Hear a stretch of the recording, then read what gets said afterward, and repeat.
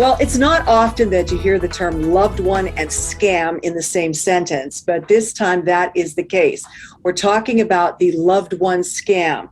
To find out what it is and how you can avoid becoming a victim, I'm pleased to be joined by our good friend, Trooper Anthony Petrosky, who is Community Service Officer and Public Information Officer with the Pennsylvania State Police at Troop N in Hazleton. Trooper Petrosky, thanks so much for joining us. These scams are getting more and more common in our area and all over. Yeah, unfortunately, Lisa, that's true. And this one is a little bit more brazen than scams in the past. So the loved one scam, what happens is the scammers will reach out to somebody, typically a grandparent, and they will say that your grandchild is in trouble and they're currently in jail.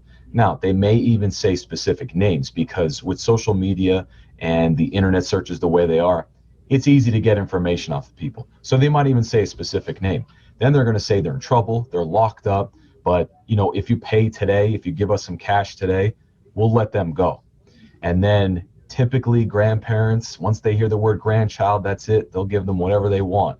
And then the scammers, they say, don't talk to anybody about this. Don't talk to your family. It's going to be embarrassing. Let's just handle it now. This way your grandson or granddaughter will be released as soon as possible. Then they ask you for an address and they say, put the money in a mailbox and we'll be by in an hour to pick it up. And what they do is they send a courier to go to that address. They pick the money up and it's all a scam. And these people are out of all of that money. And unfortunately, this is happening in our area. Really, this is frightening. People believe things. I mean, and a lot of times these things sound legitimate. And why scammers target senior citizens specifically is because they're more trusting individuals. And 20, 30 years ago, if you got a call saying it's somebody from a specific business, it was legitimate. Well, that's not the case anymore. So, a lot of times our advice is talk to a friend or family member. If you get one of these calls and you're nervous that your grandchild might be in danger, contact somebody, contact a family member and ask, hey, I just got this phone call. Is everything all right?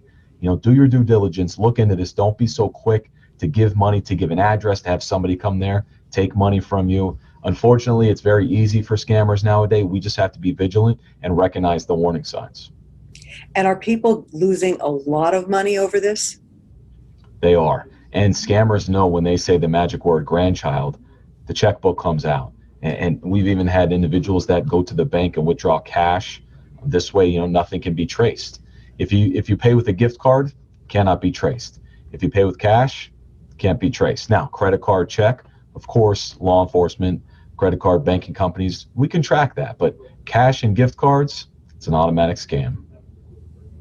Wow. So now if someone thinks that they're being targeted for a scam, what's the best advice?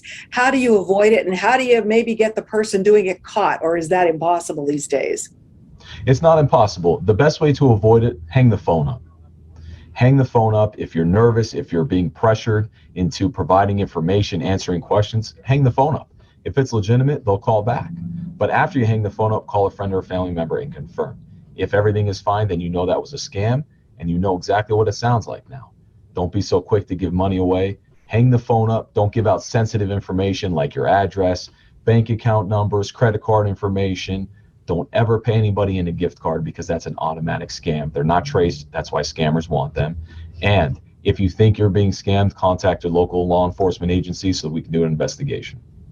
And how many people are actually willing to do that, though? Like you said, people are ashamed if they do get scammed, so they're afraid to then speak up about it. They are. People get embarrassed. And our message to that is don't be embarrassed because your information may lead to an arrest. These are difficult investigations for us, but this specific scam, they're sending couriers. So we know there's people in the area that are involved in this scam. So, don't be embarrassed. And a lot of times people don't report it because they don't realize they were ever scammed. Talk to friends, talk to family members, and people out there listening. If you know an elderly individual that is either a family or a friend or maybe a neighbor, look out for them. Have a 5-minute conversation about this so they can recognize the warning signs and hopefully not become a victim. And not just via the telephone, but via everything too. They have to be on the alert for emails and everything else. Emails, it's very easy to compose an email that looks official. Now, one thing about the email is never click on any external links or attachments if you don't know who is sending it to you. It's also very easy to hide your email address. So when you see to and from in the email, it'll say from, it might have a person's name, but that's not the actual email address. What you need to do is actually click on the name where it says from, and then it will tell you the email address. So if they say they're from a certain company, but their email address has nothing to do with that company, more than likely it's a scam. Don't respond. Don't click on any attachments. Just delete and move on with your day.